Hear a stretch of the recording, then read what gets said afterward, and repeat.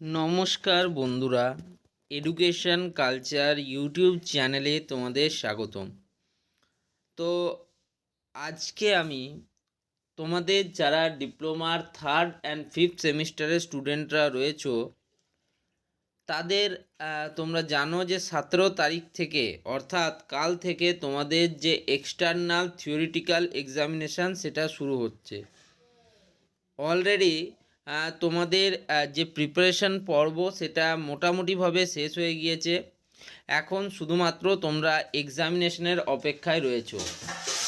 তো ডিপ্লোমার যারা ফিফথ সেমিস্টারের স্টুডেন্ট তারা অলরেডি, যারা ডিপ্লোমার ফার্স্ট ইয়ার থেকে পড়াশুনো করছো তারা কিন্তু অলরেডি 4টে সেমিস্টার ক্লিয়ার করে এখন কিন্তু ফিফথ সেমিস্টারে রয়েছো।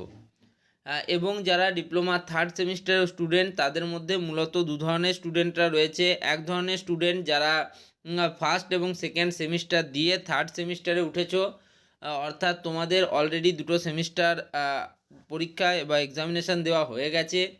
এবং আরও এক ধরনের স্টুডেন্ট যারা 2024 সালে ভোকলেটের থ্রুতে ডিপ্লোমার ডাইরেক্ট সেকেন্ড ইয়ারে অ্যাডমিশান নিয়েছো। তো যেহেতু ডিপ্লোমার ফিফথ সেমিস্টারের স্টুডেন্টরা দুটো বা 4টে সেমিস্টার পাস করে এসছো, সেক্ষেত্রে তাদের এক্সামিনেশনের যে প্রক্রিয়া সেটা নিয়ে খুব বেশি সমস্যা নেই, তারা প্রত্যেকটা বিষয় জানে। বাট যারা ডিপ্লোমা থার্ড সেমিস্টারে প্রথমবারের জন্য তোমরা সেমিস্টার এক্সাম দিতে যাচ্ছ তাদেরকেও কিন্তু এই বিষয়গুলো জানতে হবে। সবার প্রথমেই বলি যে তোমাদের যে প্রিপারেশান সেটা মোটামুটিভাবে এখন কমপ্লিট। এখন তোমাদের কি করতে হবে, দেখো তোমরা অনেক স্টুডেন্টরা রয়েছো যাদের কিন্তু প্রিপারেশান একদমই হয়নি, আবার কেউ কেউ রয়েছো যার কিন্তু প্রিপারেশান পুরোপুরি কমপ্লিট।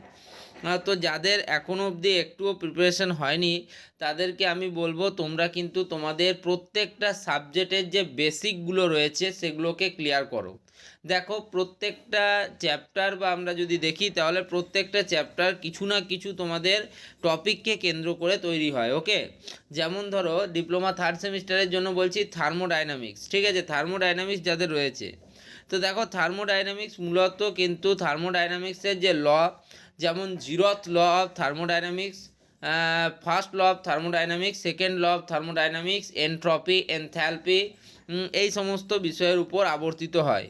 একইভাবে যদি আমি ইলেকট্রিক্যাল ইঞ্জিনিয়ারিংয়ের ইলেকট্রিক্যাল জেনারেশন সিস্টেম নিয়ে আলোচনা করি, সেখানেও তোমরা দেখবে থার্মাল পাওয়ার প্ল্যান্ট বা coal base thermal power plant, তারপর hydroelectric power plant, nuclear power plant, okay, তারপর হচ্ছে তোমার সোলার পাওয়ার প্ল্যান্ট ইত্যাদি বিষয়গুলোকে কেন্দ্র করে চলে। অর্থাৎ দেখো আমাদেরকে একটা জিনিস জানতে হবে, যদি আমি বলছি কোল বেস থার্মাল পাওয়ার প্ল্যান্টের কথা, তোমাদের ধরো এক্সামিনেশন এলো যে draw a schematic diagram about coal base thermal power plant, ধরো তোমাকে এটা এক্সামিনেশনে এসছে, এবং তার সাথে explain the working principle of economiser, ঠিক আছে, বয়লার, ওকে, এরকম কিন্তু প্রশ্ন দিয়েছে। ধরো তোমাকে 3 নম্বরে সিমেটিক ডায়াগ্রাম আঁকতে দিয়েছে এবং 2 নম্বরে তোমাকে দেওয়া হয়েছে দুটো মেশিনারির নাম বলে দিয়েছে এবং তার ওয়ার্কিং প্রিন্সিপাল বা কীভাবে কাজ করে সেটা তোমাকে জানাতে বলেছে। তাহলে এবার দেখো তোমাদেরকে কিন্তু জানতে হবে যে থার্মাল পাওয়ার প্ল্যান্টে আসলে কি হয়। যেহেতু এটা ইলেকট্রিক্যাল জেনারেশন সিস্টেম, তাহলে অবশ্যই আমাদের কিন্তু সবার প্রথমেই কি আসবে, আমাকে কিন্তু একটা জেনারেটর লাগবে, যেহেতু আমরা ইলেকট্রিসিটি জেনারেশন করছি। ওকে, তো ইলেকট্রিক্যাল জেনারেটর যেটা রয়েছে, ইলেকট্রিক্যাল জেনারেটর আমাদের ইলেকট্রিসিটি জেনারেট করবে, তো একটা নির্দিষ্ট মাধ্যমের দ্বারা তো করবে, তার মানে আমাদেরকে তো একটা মেকানিক্যাল ফোর্স অবশ্যই প্রডিউস করতে হবে, তবে তো আমাদের ইলেকট্রিক্যাল এনার্জি তে কনভার্ট হবে মেকানিক্যাল ফোর্সটা। তার জন্যই তো আমাদের জেনারেটরটাকে আমরা ইউজ করছি। তো সেই মেকানিক্যাল ফোর্সটা কোথা থেকে দেব, তো সেই মেকানিক্যাল ফোর্সটা দেওয়ার জন্য আমরা ইউজ করব স্টিম টারবাইন। কি ইউজ করব? Steam turbine. ওকে, এরপর ধরো coal base thermal power plant, তাহলে coal base thermal power plant যখনই বলেছে তখন অবশ্যই আমাদের কোল হচ্ছে একটা প্রাইমারি মিডিয়াম হবে, ঠিক আছে, অর্থাৎ আমরা কয়লাকে বার্ন করব বা পোড়াবো, তবেই তো আমরা সেখান থেকে এনার্জিটাকে রিলিজ করতে পারবো। এবার এই কয়লাকে পোড়াবার ফলে যে এনার্জি রিলিজ হবে সেটাকে আমরা সরাসরি টারবাইনে ইউজ করব না।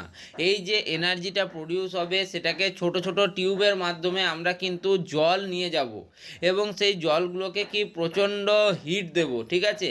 এবং এই হিট দেওয়ার ফলে সেই জলগুলো বাষ্পে পরিণত হবে। এবার সেই বাষ্প যেটা তৈরি হবে বা স্টিম যেটা তৈরি হবে সেটাই আমার টারবাইনকে ঘোরাবে এবং সেই টারবাইনকে ঘোরানোর ফলে কিন্তু আমার ইলেকট্রিক্যাল জেনারেটরে একটা টর্ক উৎপন্ন হবে, ঠিক আছে? এবং তার ফলে আমরা তোমাদের যে রিসিভ করব সেটা হচ্ছে ইলেকট্রিক্যাল এনার্জি রিসিভ করব। তো এই রকমভাবে কিন্তু আমাদেরকে জানতে হবে। তার মানে আমরা দেখে নিলাম সবার প্রথমে আমাকে কি লাগছে, আমাকে কয়লা লাগছে, কয়লাকে কোথাও স্টক করতে হবে, তার জন্য আমাকে লাগছে কোল স্টক ইয়ার্ড। ওকে, এবার কয়লাকে বার্ন করতে হবে, বার্ন করব কোথায়, কী দিয়ে আমরা বার্ন করব? অবশ্যই আমরা বয়লার দিয়ে বার্ন করব।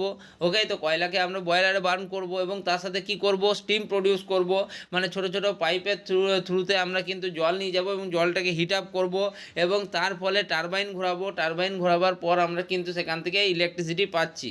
অর্থাৎ তোমরা একটা বুঝতেই পারছো যে এটা একটা কিন্তু ধারাবাহিক প্রসেস। তো এইরকমভাবে তোমাকে কিন্তু স্কিমেটিক ডায়াগ্রামের মধ্যে আগে থেকেই ভেবে নিতে হবে যে কী কী ইকুইপমেন্ট থাকবে। এরপর তোমাকে যে যে ইকুইপমেন্টের সম্বন্ধে বলবে সেটাকে তোমাকে দিতে হবে। যেমন ধরো হাইড্রো ইলেকট্রিক পাওয়ার প্ল্যান্টে, তো হাইড্রো ইলেকট্রিক পাওয়ার প্ল্যান্টেও আমাদের টারবাইন ঘুরে। তো টারবাইন কত রকমের হয়, যেমন ক্যাপল্যান টারবাইন, প্রোপেলার টারবাইন। তো এই জিনিসগুলোকে আমাদেরকে এরকমভাবে কিন্তু তার বেসিকগুলোকে ক্লিয়ার করে নিতে হবে যাতে কোনো রকম সমস্যা না হয়। এবার বলি, তোমাদের যদি কোনো ল বা সূত্র আসে, যেমন ধরো তোমাকে ওহমস ল আসবে না যদিও, আমি তবুও বলছি, ধরো ওহমস ল এসছে, তো ওহমস লতে লেখার পর আমাকে তার যে ম্যাথামেটিক্যাল রিপ্রেজেন্টেশন, যে V equals to I into R, অর্থাৎ voltage equals to current into resistance, এবং এইটা যেটা সেটা কিন্তু আমাকে অবশ্যই লিখে আসতে হবে, তবে কিন্তু আমার অ্যান্সারটা কমপ্লিট হবে। ওকে, আশা করি তোমরা কিন্তু আমি যে পয়েন্টগুলো বলতে চাইছি তোমরা বুঝতে পারছো। প্রত্যেকের ক্ষেত্রে এটা অ্যাপ্লিকেবল, তুমি যে সাবজেক্টে থাক না, তোমার মেকানিক্যাল হোক বা তোমার সিভিলে কোনো সিভিলের ড্রয়িংয়ের কথা বলছি আমি, ঠিক আছে? সিভিল স্ট্রাকচারের কথা বলছি, কোথাও স্ট্রাকচার আছে, ঠিক আছে? সেখানে এবার তোমাকে স্ট্রাকচার রিলেটেড প্রশ্ন করা হলো যে ঠিক আছে এই বিম লেন্থ কত হয়, ঠিক আছে? তো তোমার ধরো ইঞ্জিনিয়ারিং মেকানিক্স রিলেটেড কিছু প্রশ্ন তোমাকে করা হলো, মেকানিক্যাল অ্যাডভান্টেজ বলতে কী বোঝো, কোনো মেশিনের এফিসিয়েন্সি বলতে কী বোঝো, এইরকম প্রশ্নগুলোর ক্ষেত্রে কিন্তু তোমাদেরকে বেসিকগুলো যদি তোমরা জানো তাহলে এই প্রশ্নগুলো তোমরা করে আসতে পারবে। দেখো, আমি জানি যে তোমাদেরকে অনেকে অনেক কিছু বোঝাবে যে এক্সামিনেশন এততে পাস অততে পাস। আমি তোমাকে শুধু একটা কথাই বলবো যে দেখো, তুমি কিন্তু সবথেকে সেফেস্ট পসিবল যেটা নাম্বার সেটা নিয়ে চলবে। তোমাকে ধরে রাখতে হবে যে এক্সামিনেশান 24-এ পাস, এবং তোমাকে শুধুমাত্র 24 মার্কস যে এক্সামিনেশানে তুমি লিখে আসবে এমনটা করলে কিন্তু হবে না। তোমাকে মোটামুটিভাবে না হলেও 30 মার্কসের অ্যান্সার করতেই হবে। তুমি যদি 30 মার্কসের অ্যান্সার করো, সেখান থেকে কিছু কাটছাট হয়ে মোটামুটি 24-25 পেলেও তুমি কিন্তু পাস করতে পারবে। আর যদি তুমি পাস করার জন্য এক্সামিনেশান দেবে ভাবছিলে, তাহলে তো তোমার মানে এই ডিপ্লোমা করাই ব্যর্থ। যাই হোক, যদি তোমার প্রিপারেশান একদমই নেই সেক্ষেত্রে তুমি পাস করাটাকে মানে মেন ফোকাস করতে পারো। বাট যাদের প্রিপারেশান আছে তাদের আমি বলবো অবশ্যই কিন্তু তোমরা একটা ভালো নাম্বারের জন্য ফাইট করো। শুধুমাত্র পাস করার জন্য যদি তুমি করো সেক্ষেত্রে কিন্তু প্রত্যেক বছর প্রচুর স্টুডেন্ট কিন্তু পাস করে বেরোয়। ওকে, আশা করি তোমরা আমার পয়েন্টগুলো বুঝতে পেরেছো, আমি কি পয়েন্টের কথা বলছি যেগুলো তোমাদের এক্সামিনেশনের জন্য সত্যিই ইম্পর্ট্যান্ট। তো আশা করি এই ভিডিওটা এখানেই শেষ করছি। ধন্যবাদ।